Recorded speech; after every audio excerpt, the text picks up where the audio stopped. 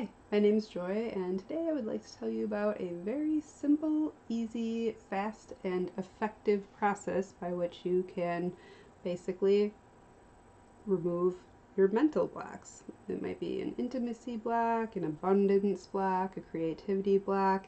You have all sorts of blocks that you don't even know are there. And I'm going to show you how to remove all of them. And you can do it within probably about a month. So there are a lot of people who are out there trying to remove their blocks, and there are a lot of different methods that people use to try to do that, and they're kind of hit or miss. Sometimes a method will work for some people and not others.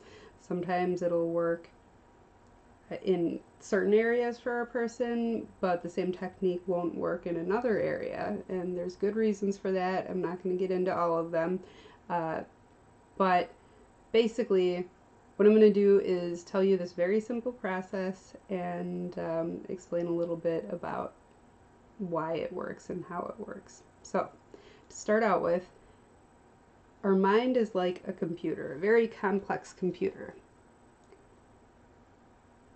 Everything we learn is built on the foundation of the things that we already know.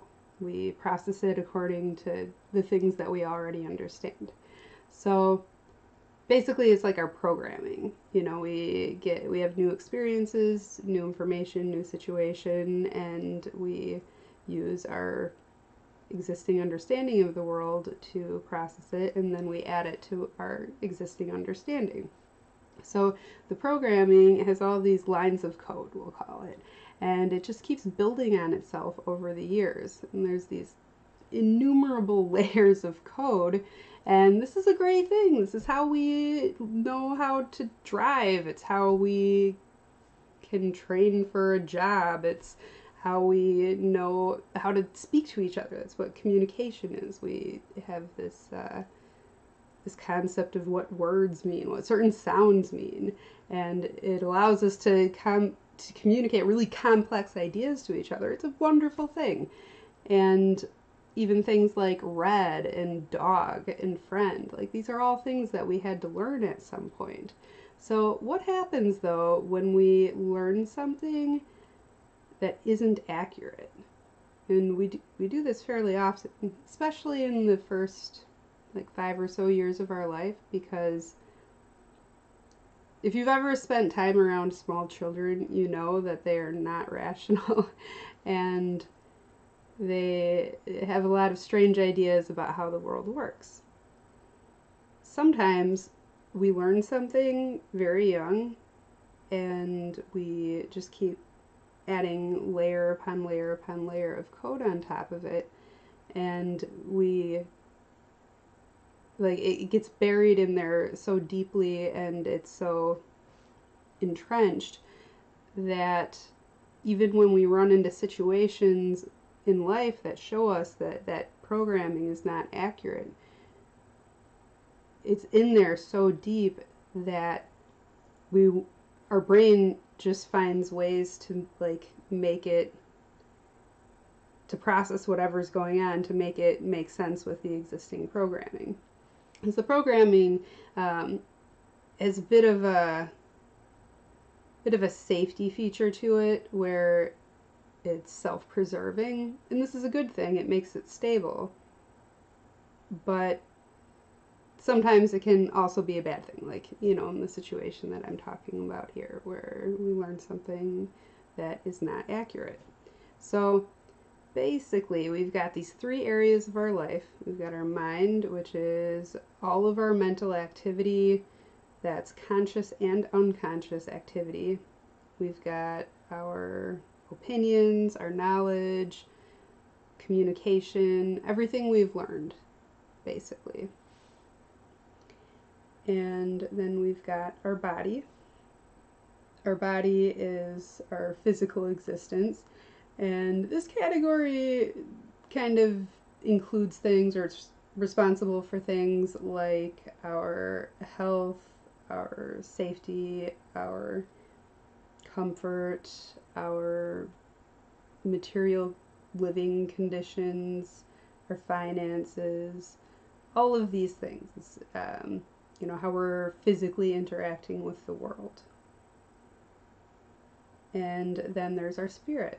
Our spirit is our life energy, and it's what connects us to life. That's its area of responsibility, life. And by life, I mean like reality.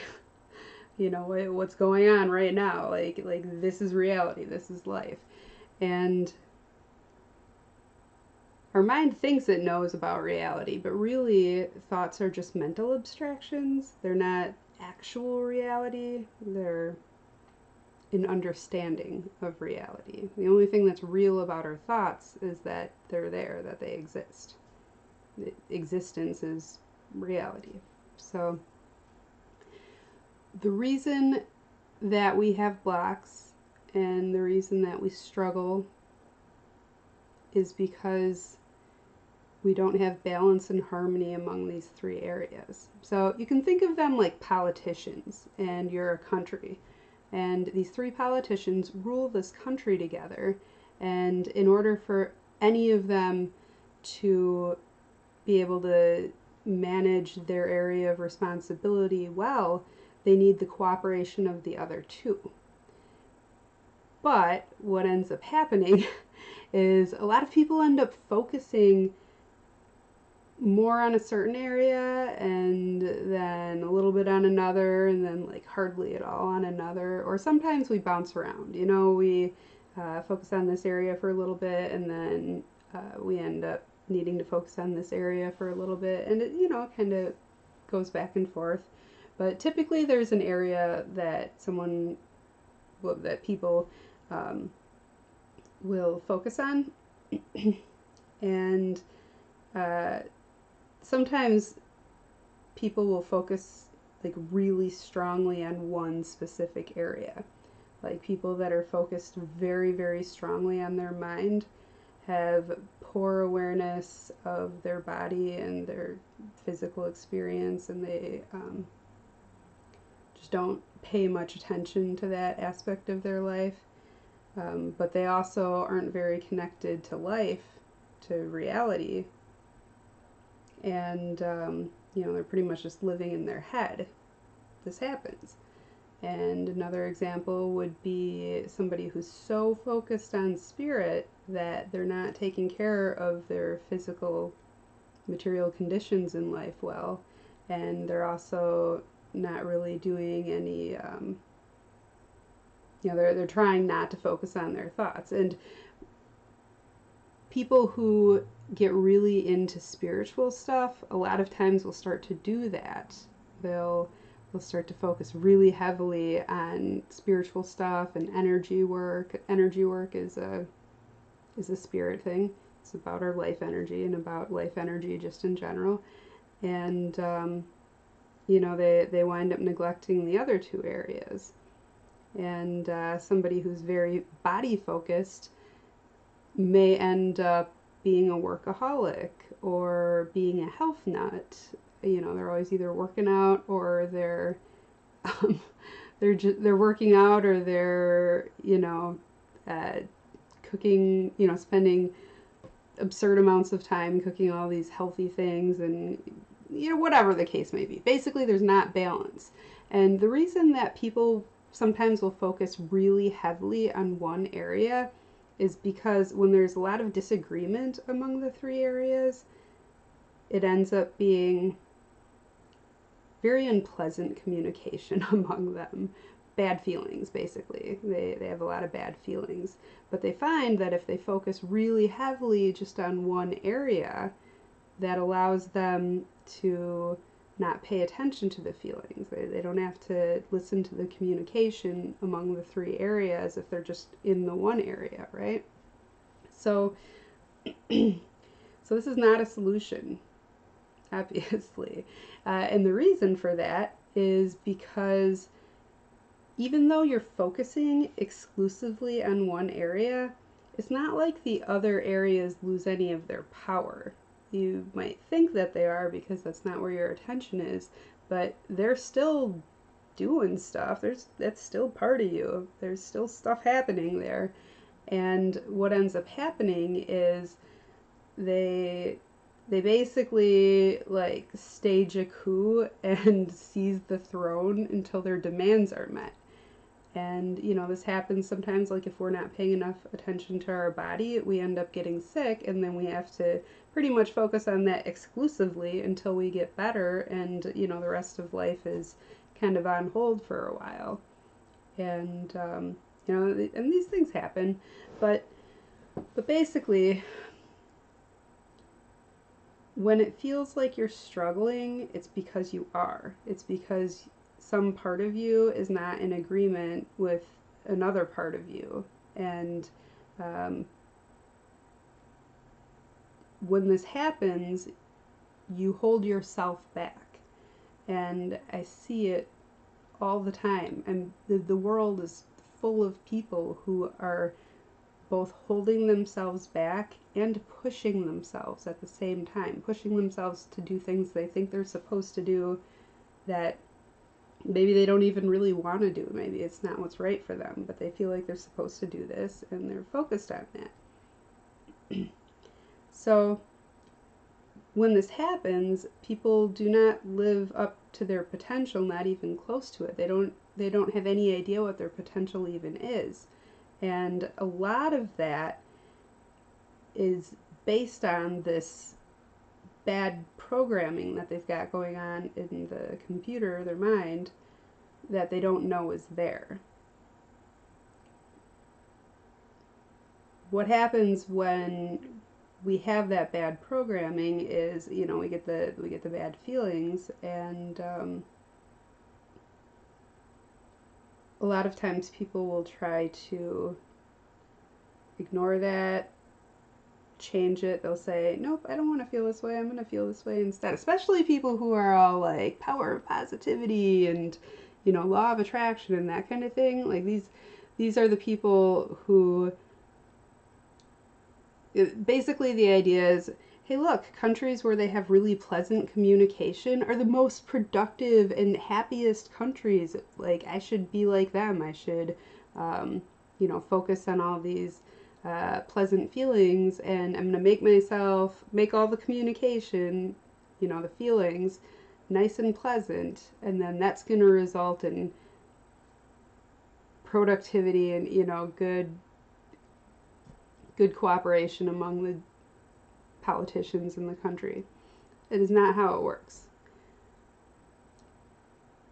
Good feelings are the result of balance and harmony among the politicians, not the cause of it. If you try to force the good feelings and like pleasant communication among them without resolving the underlying disagreements between them, then it's the same as if you ignore an area. It's not like it actually goes away. It just winds up, whatever the problem is, it just brews beneath the surface, and then it ends up surprising you later on. So same thing, if you distract yourself from your feelings, try to change your feelings, try to deny your feelings,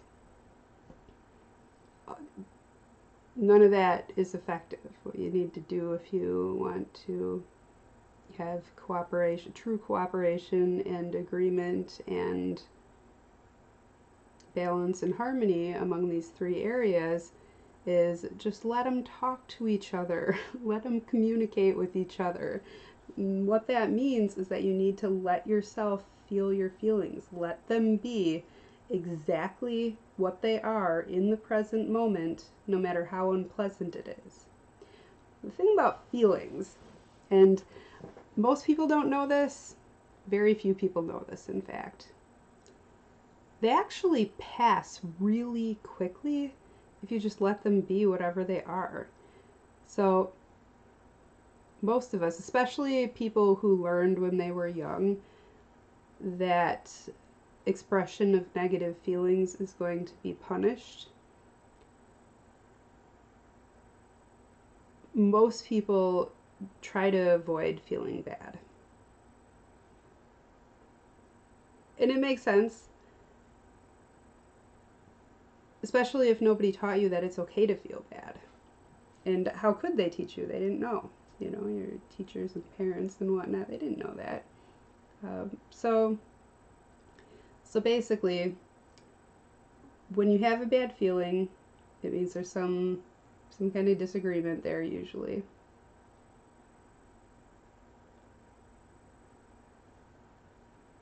Or always. It means there's some kind of disagreement. And if you just let it be exactly what it is, it usually passes pretty quickly. And then it's gone. If you try to turn it into a thought thing, you know, you get really focused on the story about it, you're holding on to it. If you try to distract yourself, try to change it, try to deny it, if you do any of those things, you're just holding on to it. So what we're going to do in this process is go back through our memories of our entire life, and we're going to do it in a very specific way. And like, even if you've already like gone back through stuff and like worked on processing stuff, just do it all over again, because the power of this process is the manner that we're doing it and the order that we're doing it. It's really important to do it like this specific way if you want to get these fast results. Because I mean, you can do this without using this process. You know, there are plenty of ways to do it. It's just that a lot of them are going to take you years, if not decades, and this one's going to take you weeks. So I do recommend giving this a shot. So basically what we're going to do is have a diplomatic summit, and each area needs to have time to gather its complaints, I guess you could say, and bring them into the summit. So don't skip this step. What we're going to do for the first 5 steps is wonder to ourselves, I wonder what I'll think of when I do this step. And each one is related to a different specific type of circumstance or different type of feeling. I wonder what I'll think of that's related to that.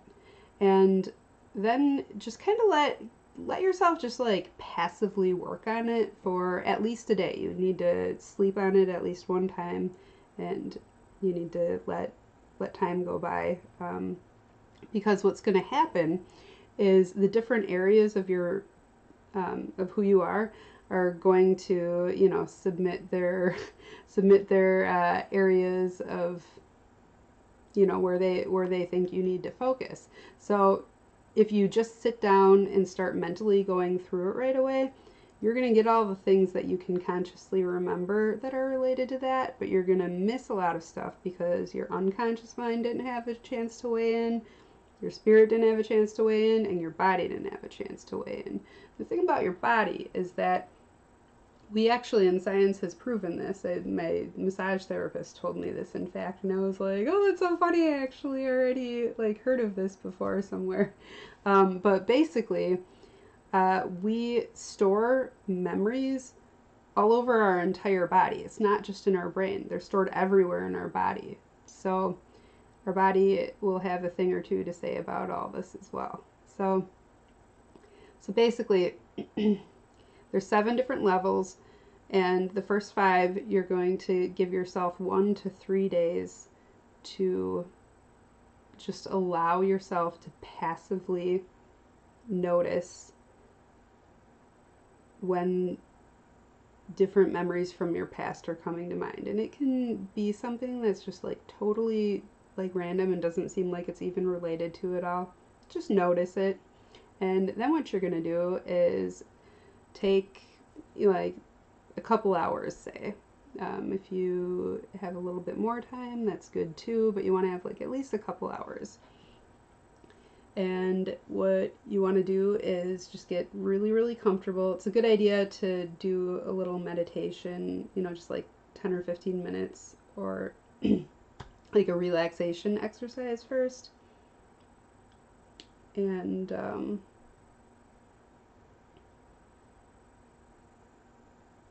apparently I can't make a video without coughing.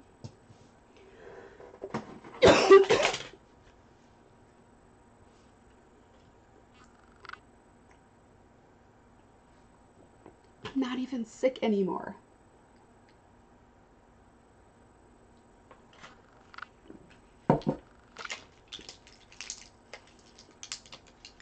That is why we have cough drops.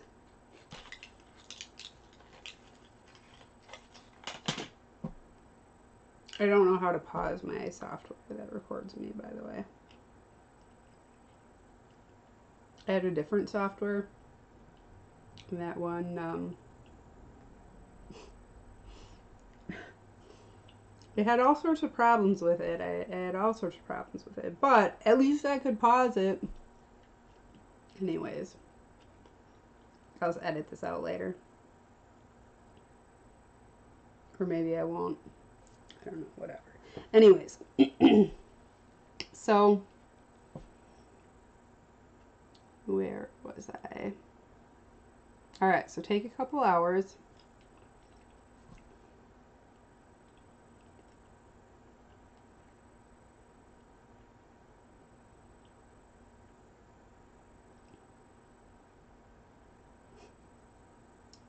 Okay. When you have a couple hours of time that you are certain that you will not be interrupted, get really comfortable. Do either a short like relaxation exercise, a short meditation, something to get yourself feeling very, very calm, very comfortable. You should feel very safe during this. And you are safe. You're about to remember some unpleasant things. For some of them, you're not going to have many feelings about them, but that's okay. You know, if they come up, they come up, and you've been preparing for this for, you know, a day to a few days, so you're going to be surprised how many things you can remember.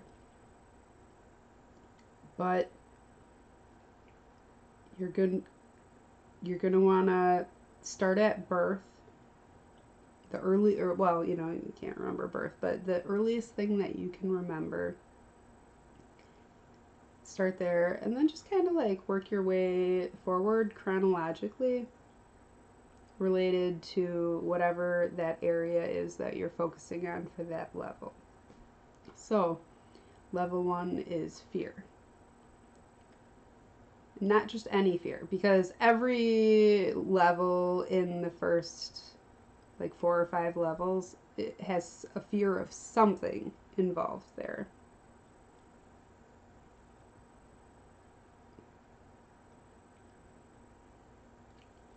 It's specifically fears related to your physical well-being, your safety, your security, whether you'll have your needs met.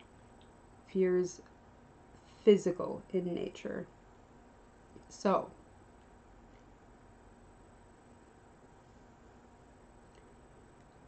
this could be things like time you went to a hospital and you were afraid it was, you know, big and cold and it smelled weird and you didn't feel good, and maybe the doctor was cranky or whatever. It could be you were afraid because you thought there was something in your closet. Remember, children are not rational. Small children, not rational at all. So, whatever it is, just roll with it. And kind of think of it as like watching a movie. Just let it play in your head. And just kind of observe it. Watch what happens. Now, some of the things that you remember are going to bring up feelings of other types. You know, it might make you feel sad or ashamed. whatever you're feeling is totally fine. You might feel angry. All feelings are okay. There's no such thing as an inappropriate feeling. Whatever you're feeling just is what it is. Just allow it to be exactly what it is. So the feelings that you're going to want to really dive into, though, are for the first level, are the feelings of guilt. I'm sorry, fear. So with the feelings of fear,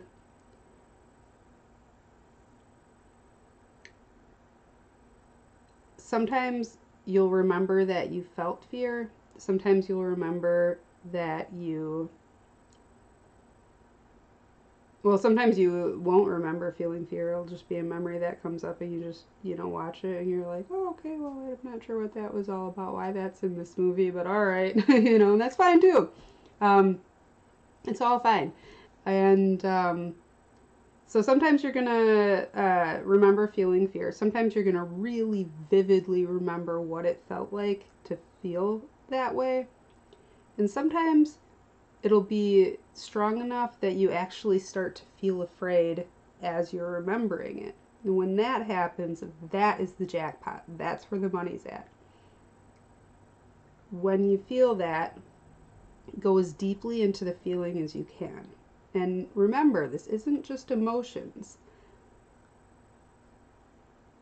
Feelings are also a body thing, so pay attention to the sensations that you feel in your body. And if you're somebody who doesn't have very strong emotional awareness, then for you in particular, first of all, this process is perfect for people that do not have very strong awareness of their emotions, because for them, they're going to have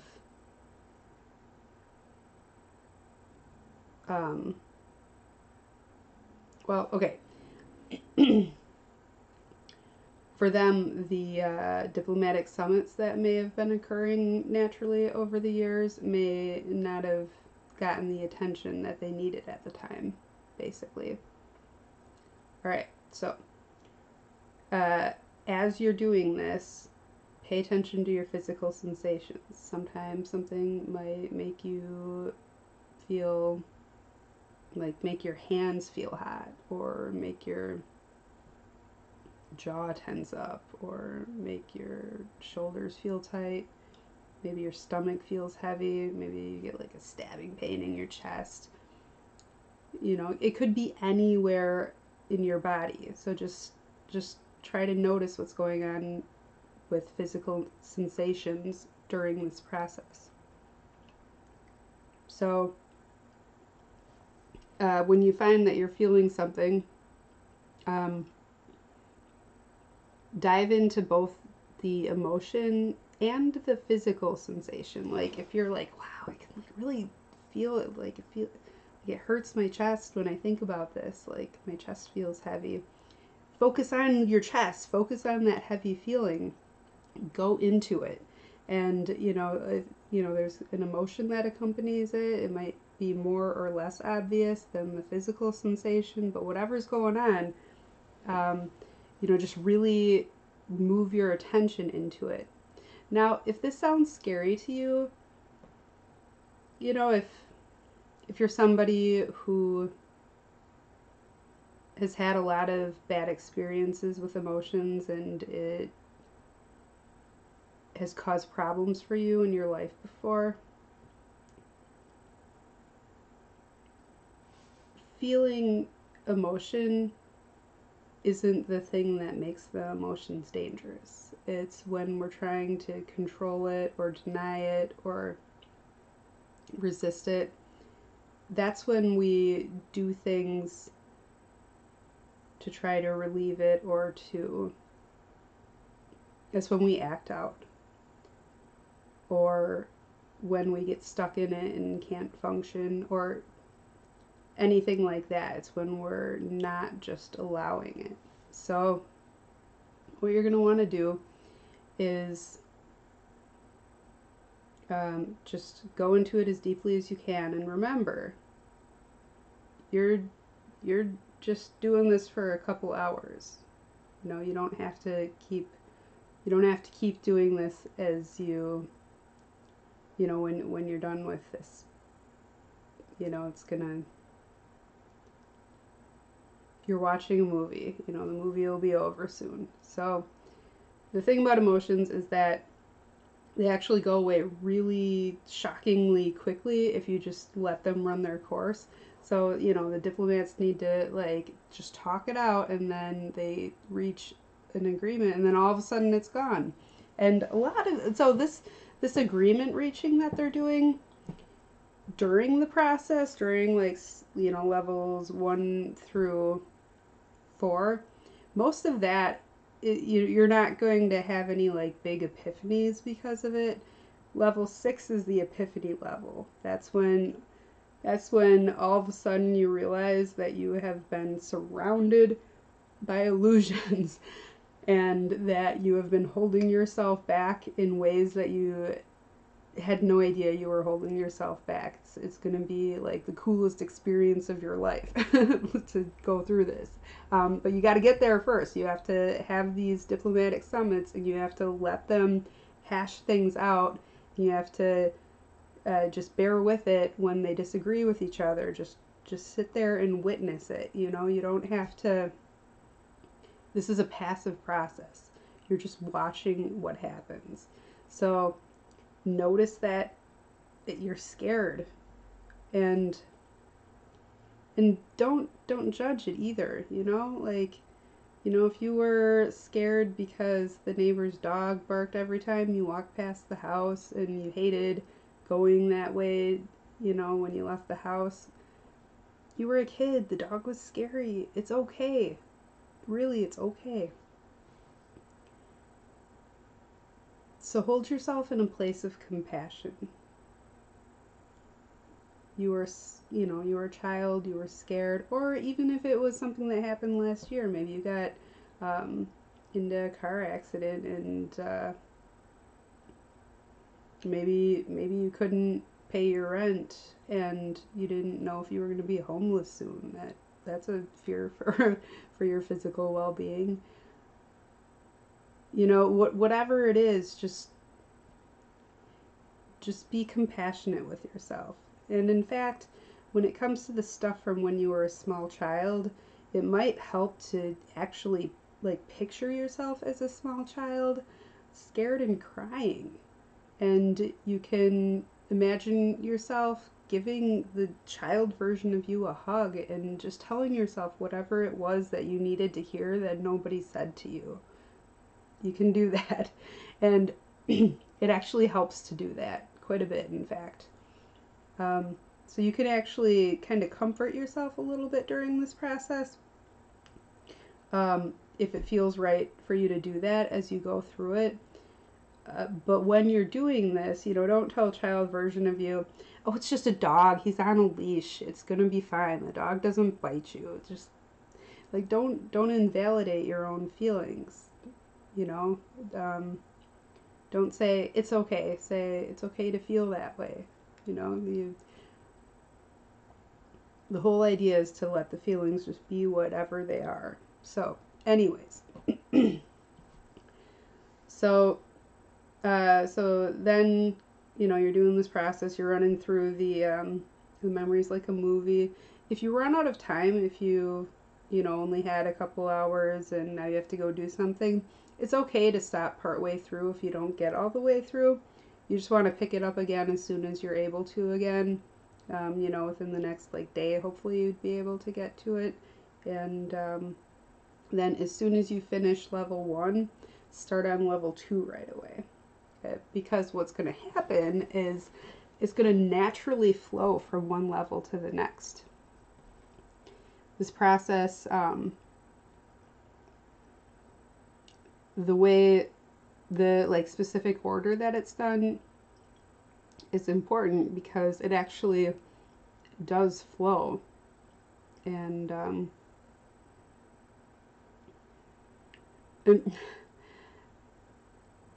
it's hard. it's hard to explain it without making it sound like I'm overselling it, because it's such a simple thing, but it's so life-changing. It really is. Like, it's like you're in the Matrix and you don't know it, and somebody offers you the red pill, but the Matrix is actually in your brain, and taking the red pill isn't going to have you like wake up bald and shoot down a slide and then eat gruel for the rest of your life. Like, it's not like that. You wake up somewhere, well, you wake up exactly where you are, but all of a sudden you can see things as they really are.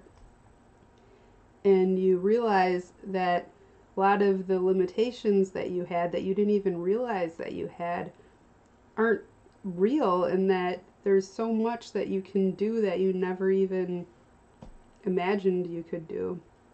So, anyways,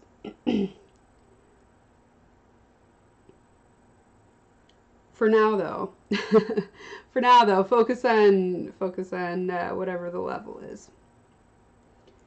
So level 2 is about guilt.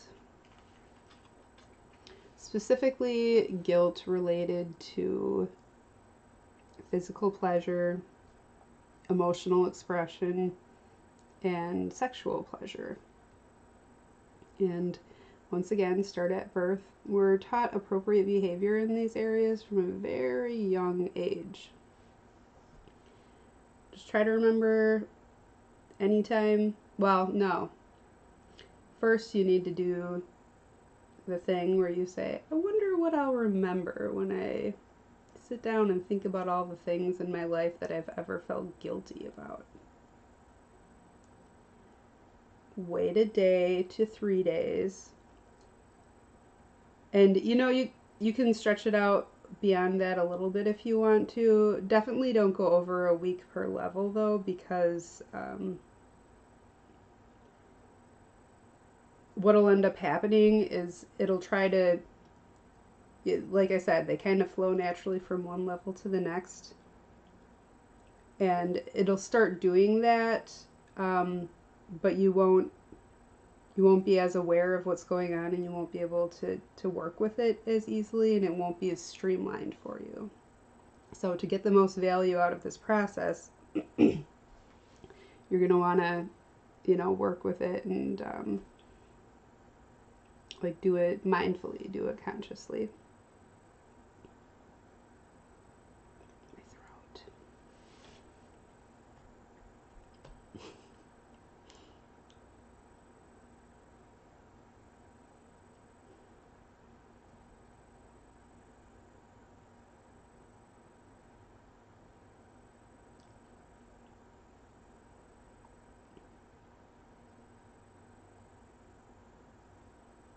Great.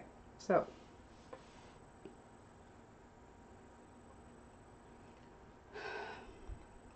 level 2 is about guilt. Think about all the times you felt guilty.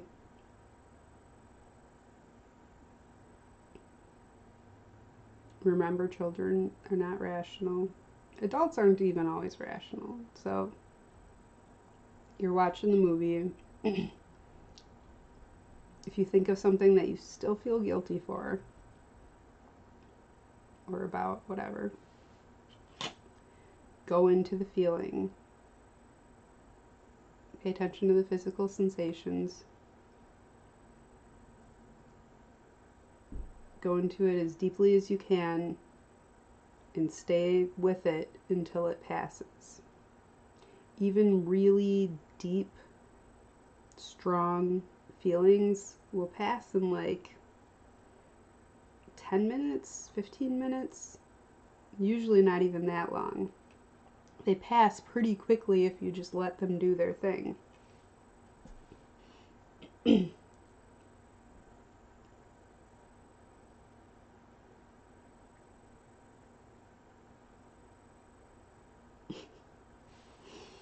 So, all right, so that's step 2, focus on the guilt. And then as soon as you're done with step 2, once you get caught up to what you might feel guilty about from yesterday or whatever, move on to step 3. So start out saying, I wonder what I'll remember when I think about things related to shame. So at this point, you might start to notice how it's flowing. Later on it'll be more obvious, but you might start to notice that like the things that we carry shame over have been built up from the things that we felt guilty about. And our guilt is based on our fear. Particularly if we had caregivers that used physical discipline and fear-based punishment and withholding of affection and that sort of thing to motivate us or to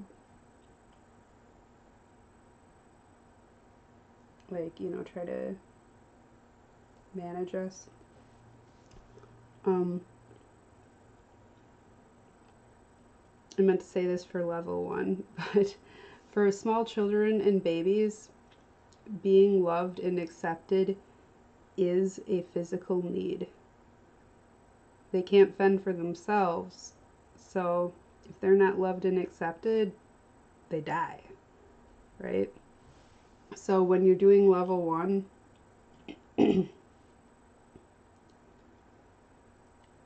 think about times when you didn't feel loved, didn't feel accepted, felt unwanted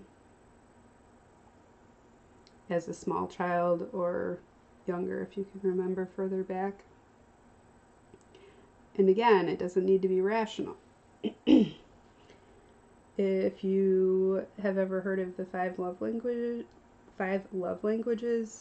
you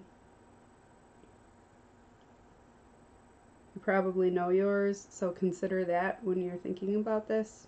So like for somebody with quality time as their love language, if their parents,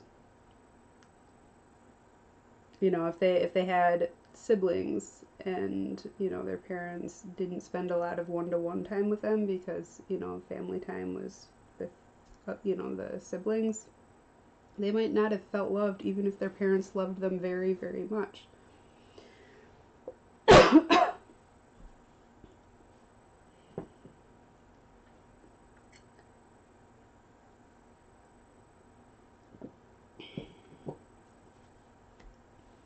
For somebody whose love language is physical touch, if their parents used physical punishment, then the withdrawals from their love bank account might have been greater than the deposits, because the physical discipline might have been more emotionally impactful than the hugs that they got. So that's, in that situation, they might have felt unloved even if they were. And I'm not trying to vilify our caregivers by any means. I'm not trying to vilify anyone. There's no judgment. There's no blame here. They did the best they could. Like, with rare exceptions, our parents don't want to hurt us. They don't enjoy spanking us. They don't do it because they want to, because they feel like it. They're doing something that they don't want to do because they truly believed that it was what was best for you. So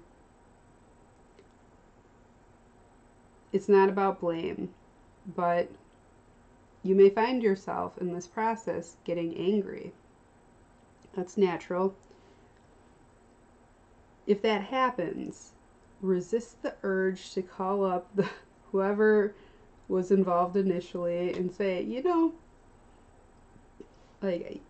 I'm, this thing that you did, like that was kind of messed up, that really messed with me. Like, I'm, however many years old, and I still get upset when I think about that. Don't do that. Once you've completed this process, you may find that there are some things from your childhood or from the past or that are going on currently that you want to address, but you'll be in a place to address them much better than you will be earlier in the process. So just hold off for now.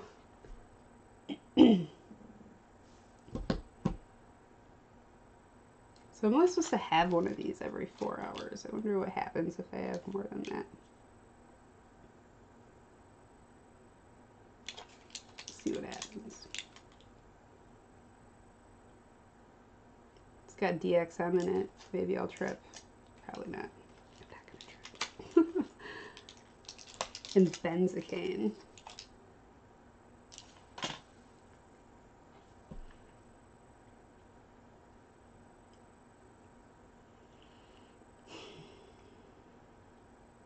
So anyways,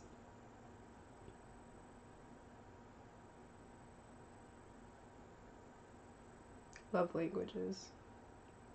So consider your love language when you are considering level 1. If you don't know your love language, just Google it. There's a quiz on their website. You can find out what your love language is. And consider that. Also, another note on any kind of discipline that involves fear, basically fear-based discipline. That's gonna generally fall into level 1 unless the focus was on shaming you.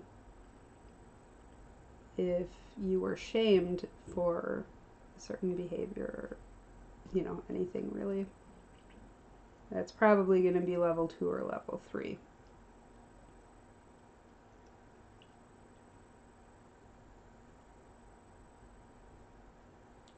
Maybe I need a humidifier.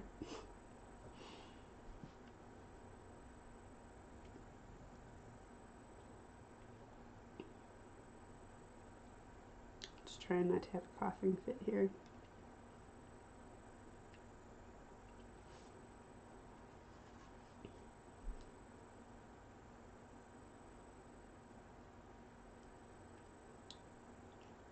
It's a necklace my friend made. Moon staff.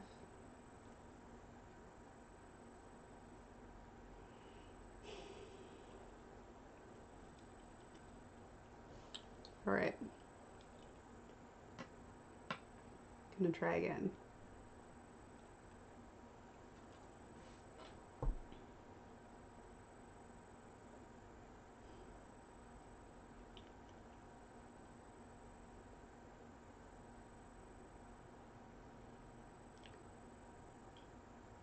Alright.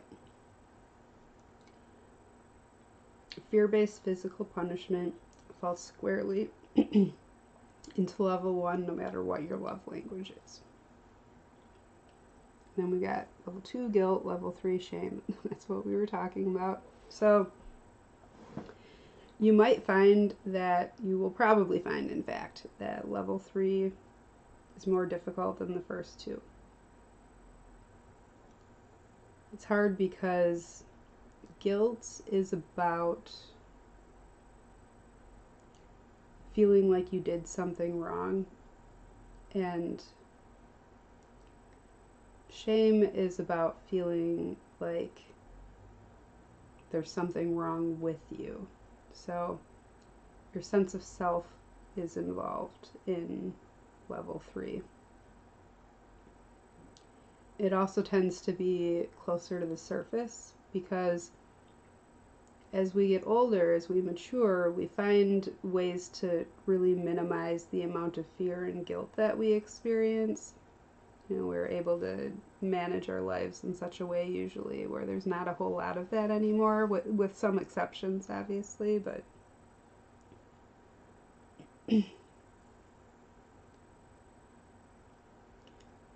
but with shame, usually we're still carrying that around with us in our adult lives people usually only get rid of that shame if they do some like really hard, like deep work. And you know, people do that, or you know, have some other kind of healing thing, a healing relationship or something like that. That kind of thing can happen too. But for the most part, shame is going to be like we're going to feel more of that as we go through this step than we did with, you know, when we were watching the movies for level 1 and level 2. So, again, do it the same way, just stick with it. When you feel stuff, let it pass naturally. And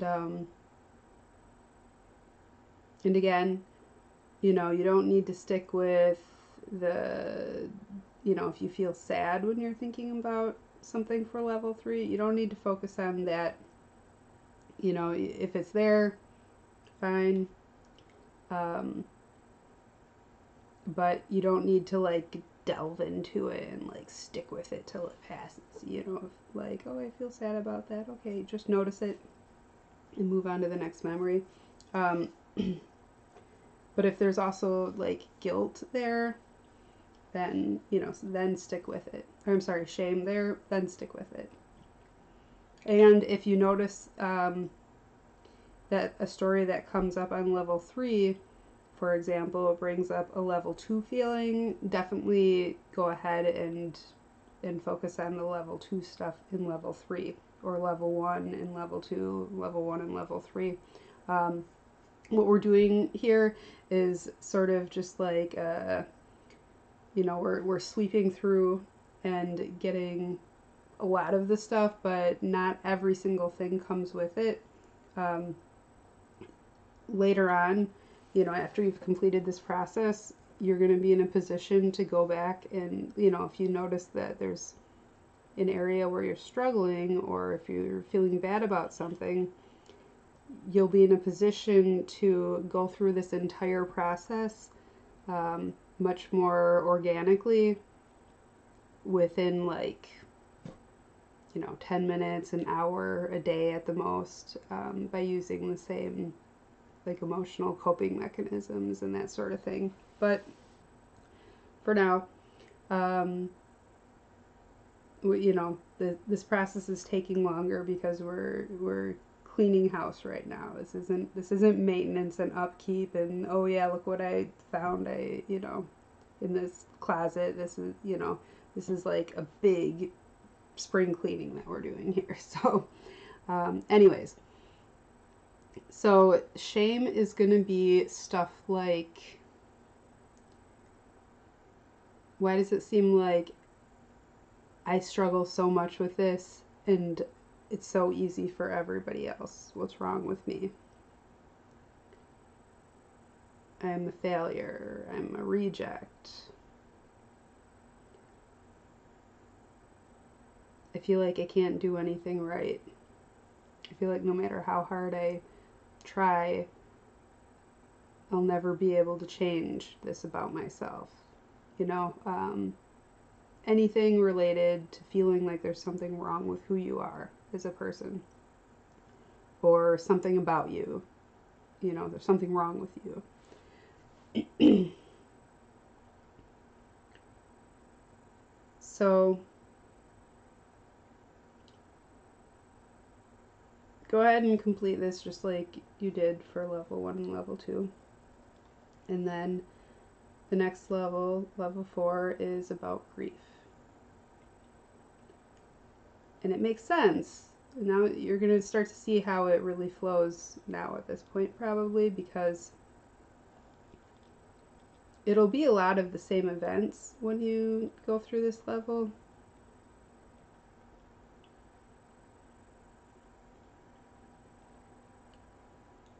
But you're going to feel differently about them than you used to. So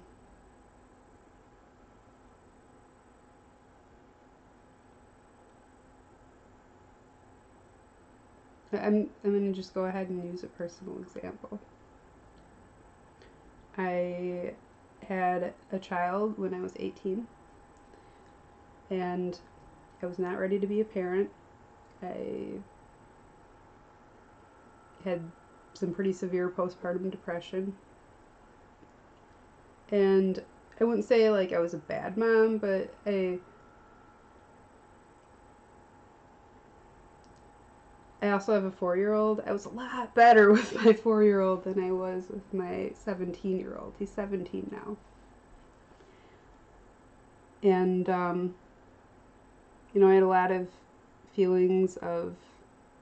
remaining feelings of fear, guilt, shame, and grief related to that.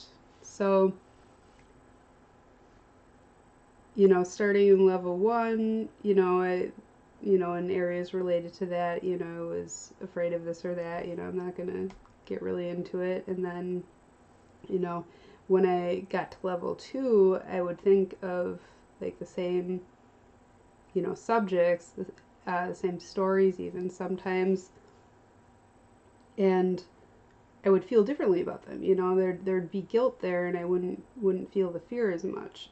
And then shame for 3, I didn't feel guilty anymore, but there was still some shame there. I was able to, forgive myself for the things that I felt guilty for when I finished level 2. So in level 3, there was some shame. Once I released that, because that's what happens when you just let yourself feel feelings, that's how you heal. That's how you process and release them. So then I got to level 3, and I had some shame about stuff, and then I processed and released that and healed that, and I got to level 4, and I'm thinking about the same events, and I'm like, wow. I don't blame myself anymore. I don't think I was a bad mom anymore.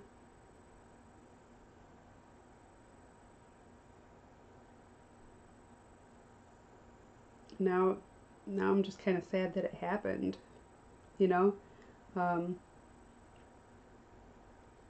It's pretty much the point that you get to, like, you had this stuff happen in your life. When you don't have any more fear, guilt, or shame related to any of those subjects anymore, what's left to feel about them besides just grief, just sad that it happened, So this level is probably going to be the hardest level for most people, almost everybody, maybe everybody. Grief. And it's not just because it's where everything flowed to. It's also because it's related to loss. So anything or anyone that you've lost in your life and you have felt sad about it, that's what this level is about. And remember, take at least a day to let your body, spirit, and unconscious mind submit all of their, concerns to the feelings center where the, where the summit is being held, before you actually sit down and do the process of watching the movie of all of this. But basically, it's the same as the other levels so far. You're going to go through, and you're going to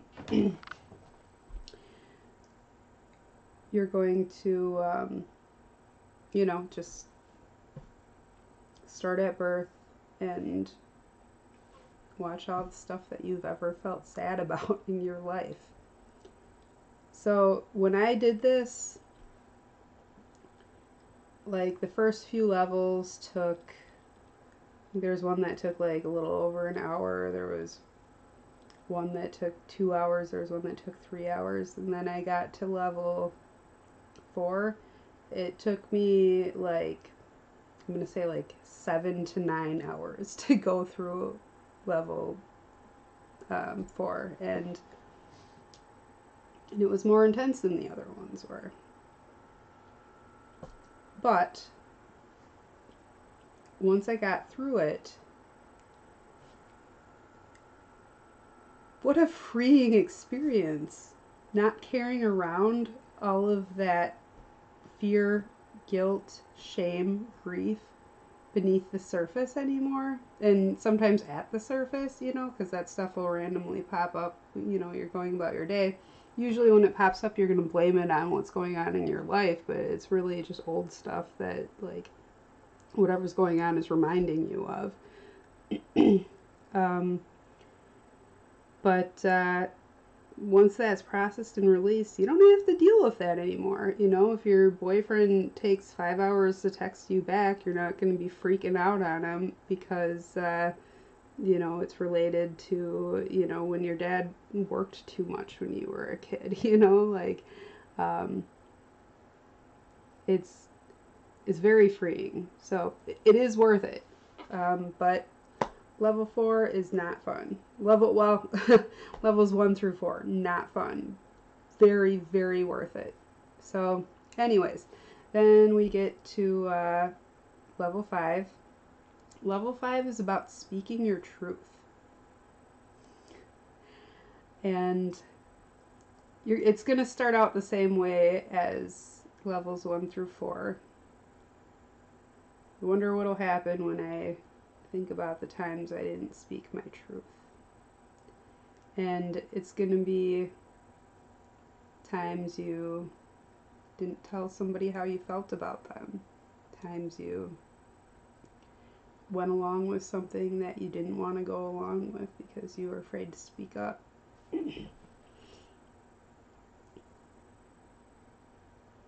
Times you lied. Times you hid the truth. Anytime you didn't speak your truth. A lot of times we don't even really know our truth while we're carrying around all that fear, guilt, shame, and grief, though. You're going to start to see a little bit of that now.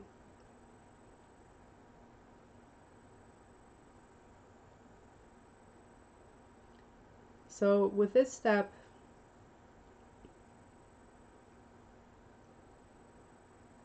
it's time to start talking about some of this a little bit if you haven't already. Now, when I did this process, alright, so I'm a very, very, very fortunate person because I have somebody in my life who actually sat there and listened as I went through each of these levels. And I went through them all verbally. You don't need to do that. You can write it. You can do it just like, you know, mentally. But I did it verbally. So when I did it, the process was very speaking my truth intensive the entire time. But then when I got to level 5, I don't know, something just clicked into place where I was able to, well, think about it. If you're not carrying around that fear, guilt, shame, or grief anymore, what do you have left to keep you from just saying what's on your mind? That's when you get to be appropriately vulnerable, like, you know, with the people you actually should be vulnerable with, and in situations where you should be vulnerable, not, you know, someone in line behind you at the grocery store or whatever necessarily, but that's when you can be appropriately vulnerable. That's when you can be really open with people. And that is the basis of true intimacy. So, once you have completed level 4 and you're in level 5, you've removed your intimacy blocks. Now you can be like genuinely close to people because you'll be able to really be authentic with them. And that is a very powerful thing in life, a very powerful thing. But anyways, so for level 5, go through and recall the times that you didn't speak your truth. And now you may find that you want to actually start talking about some of these things. So even though I had done a very speaking my truth intensive process like throughout the whole thing because of the way that I did it, I still found that like I was talking to someone that I don't usually talk to, and we like it just came out. I just started telling her, I'm realizing this and this about my childhood. Like I didn't realize how much this had impacted me, but wow, like now that I don't feel that way anymore, I didn't even realize I felt that way. I didn't even realize that it mattered before. Now that I don't feel that way anymore, like that really messed me up. um, and just various things like that. It wasn't it wasn't a super structured thing. I just found that I was able to start talking about it. So even at this point, though, I don't recommend, calling up your mom and being like, do you remember that time when, still not yet. Um, so what's going to happen next is as you start speaking your truth, and you're going to be able to now, you're going to be like, you're going about your life, and there's a situation, you're going to be able to just say what's really on your mind, say what's really in your heart. You're going to be able to express yourself much more effectively and openly and without struggling at this point.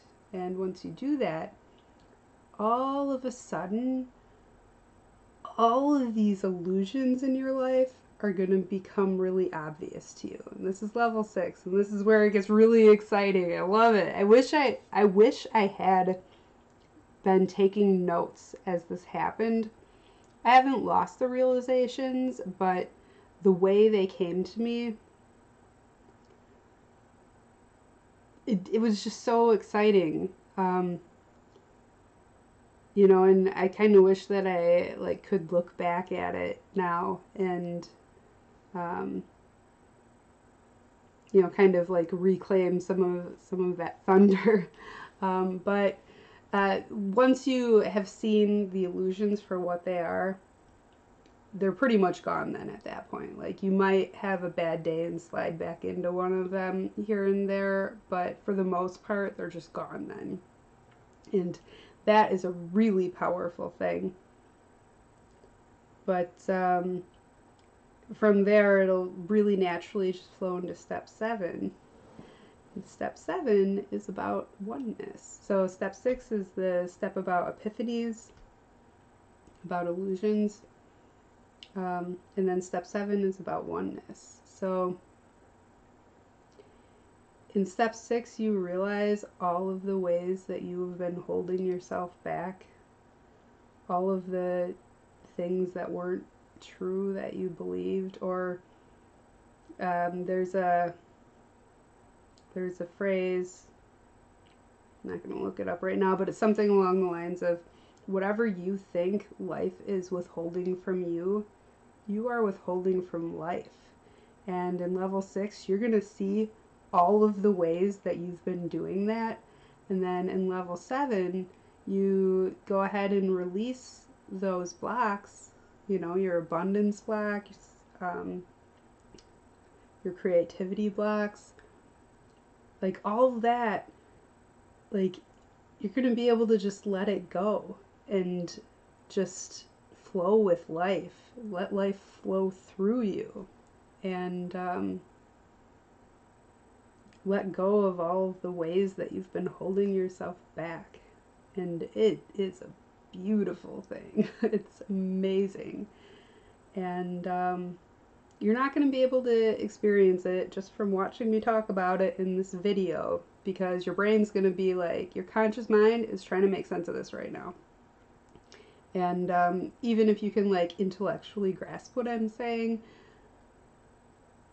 there's no way you could possibly understand it until you actually experience it, like how life-changing this is. And I've been telling people about this, and I explain it to them, and they're like, wow, like, you need to sell this, Joy. Like, you need to make a course, make an ebook, write a book, like, do something, like, sell this to people.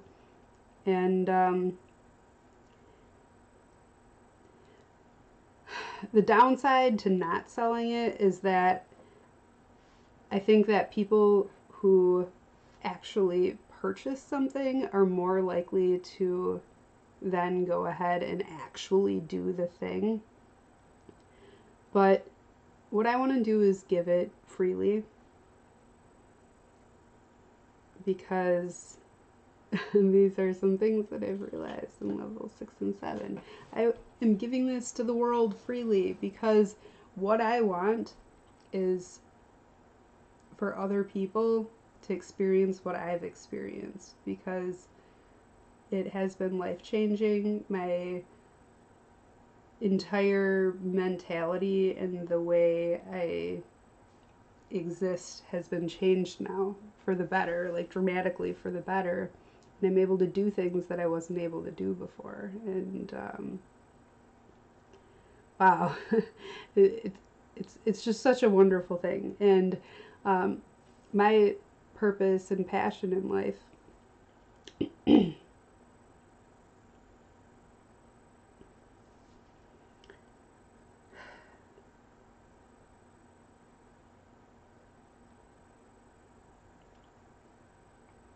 my purpose and passion in life is to remind people of who they truly are. So most of us are so focused on our programming, even with these bad lines of code in it. And even without the bad lines of code in our programming, it's still limited. There's so much more to who we are, We've got these other aspects of us too that are pretty cool. And once you start to remember who you really are, that's when, it's a little bit of a journey. There's like different steps along the way.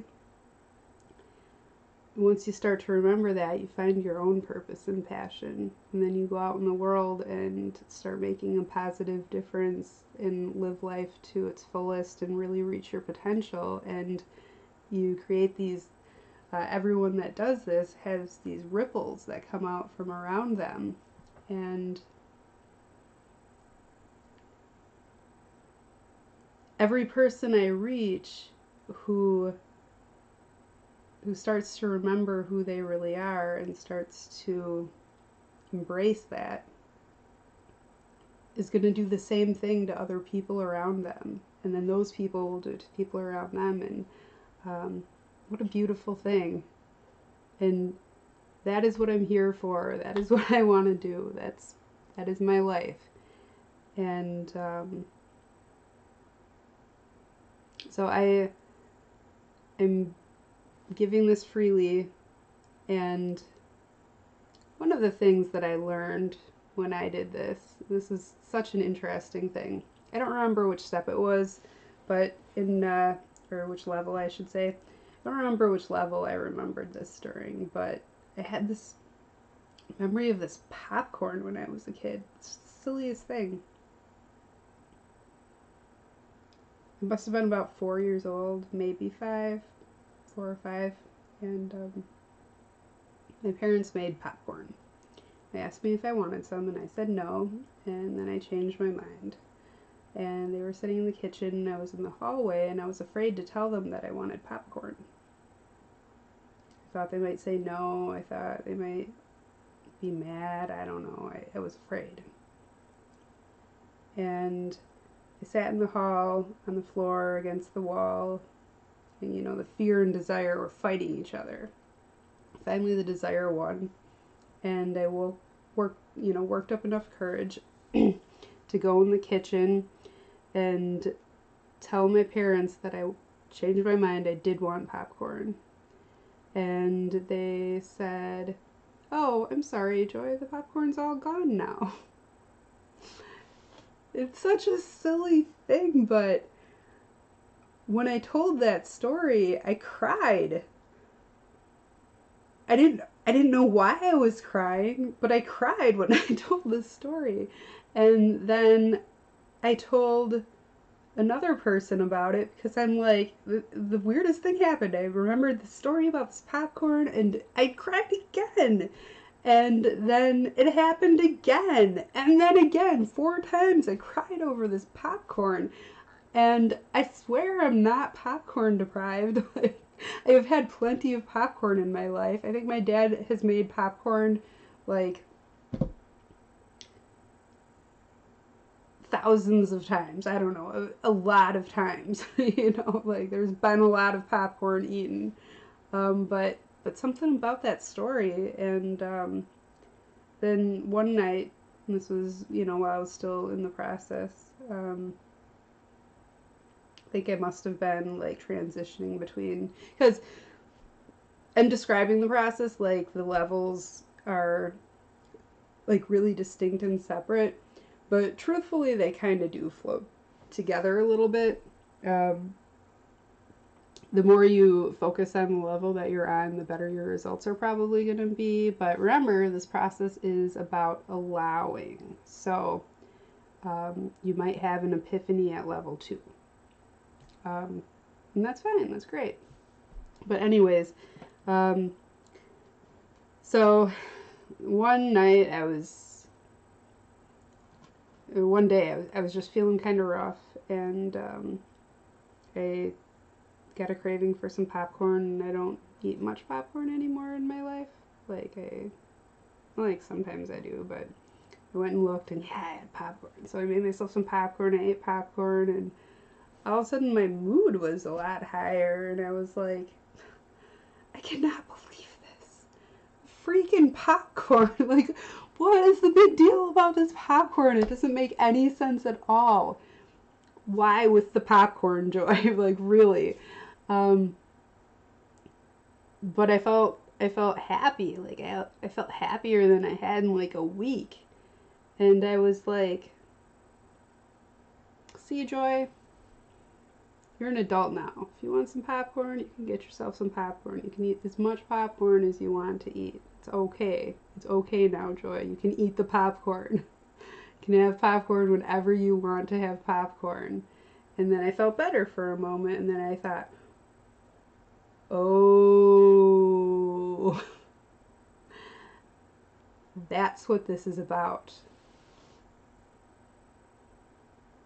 That was the time when I learned that if there's something that I need or want, it's not okay for me to ask for it. Because I might get in trouble, and it's probably going to be a no.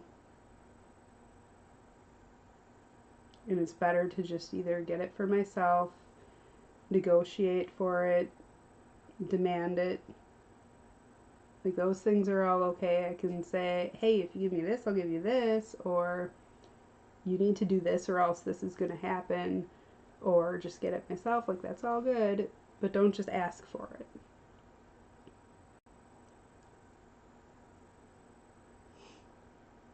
What a belief to have in life. And I didn't even realize that I did that. It was buried so deeply in my programming, I had no idea I was doing that. It was just part of my personality at that point, basically. Don't ask for help. Don't ask for anything I need. Don't ask for anything I want. And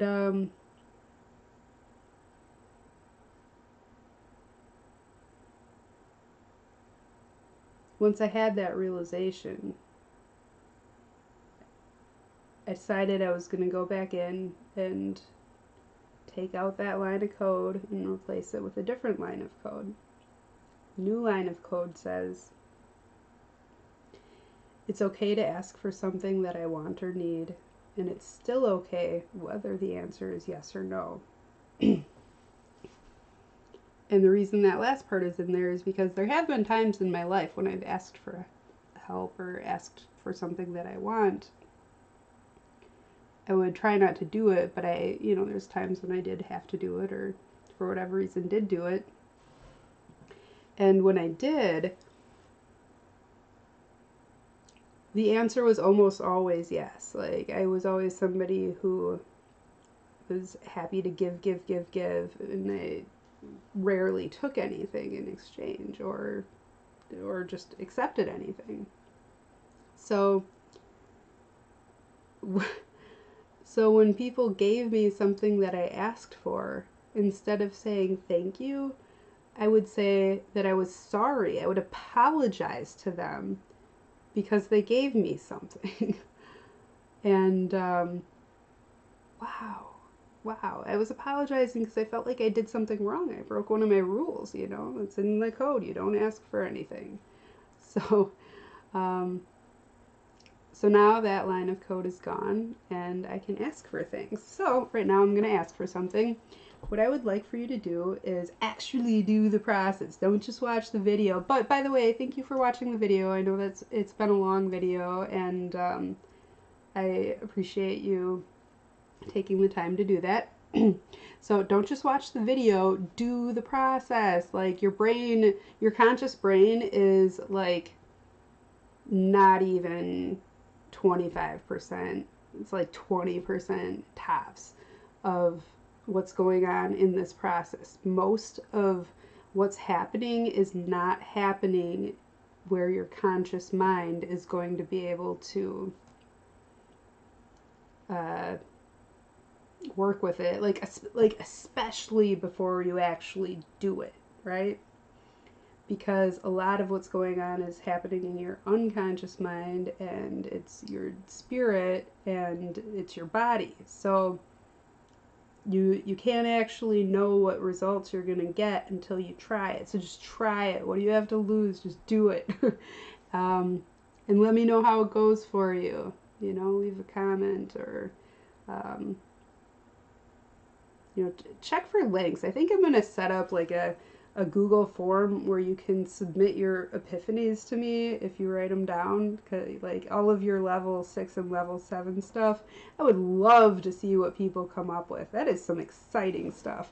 So yeah, you know what? I'm gonna do that. Look in the description for a link, and you can follow the link to go to like a Google form and anonymously submit your epiphanies that you've had, things that you've realized. You can submit testimonials too if you want, or feedback, criticisms, how I can improve this process for people, whatever. Or you can leave comments here. So anyways, so that is one thing that I'm asking for. And another thing that I'm going to ask for is for your support. Share the video. Get this out there. And if you feel like this process has benefited you, and you feel like it would benefit other people too, I do have a PayPal where I accept donations, and what I would love to do is continue to do this kind of work. And believe me, I have put a lot of work into this. I made this video look pretty laid back probably, but I actually sat down and wrote for like 4 days straight before I sat down to do this. And that's not even counting the hours that I spent learning all of this stuff to begin with. Because like I said, this is like, actually I think that was on a different take that I ended up not using. But I have been studying like every form of self-improvement that I could get my hands on for like 2 decades, and this is sort of the culmination of all of that. The stuff that I said here today, I got that from a whole bunch of different sources and just kind of like smooshed it all into one process. I have to cough again.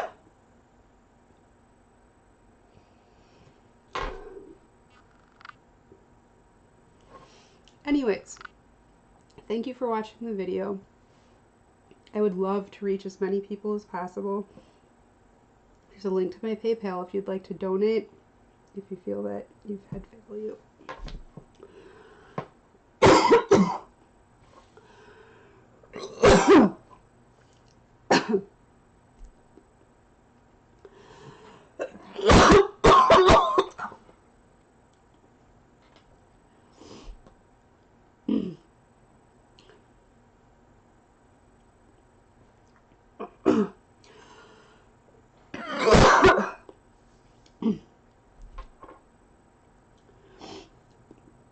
Well, I'm not going to eat another one of these things.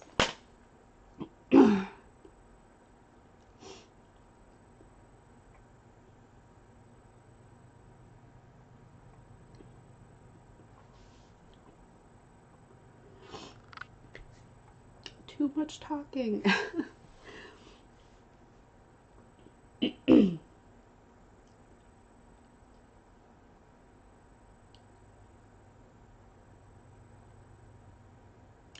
All right.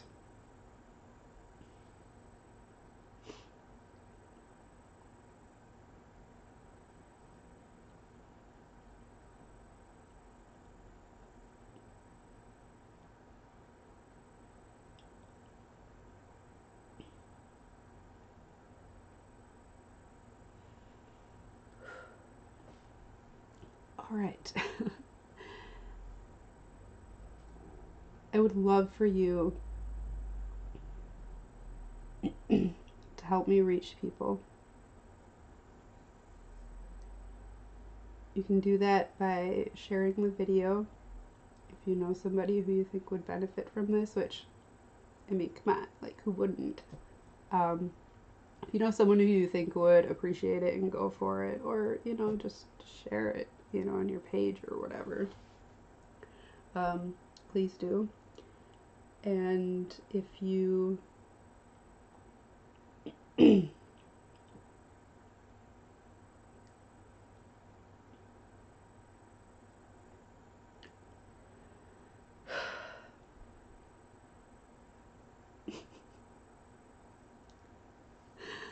this throat.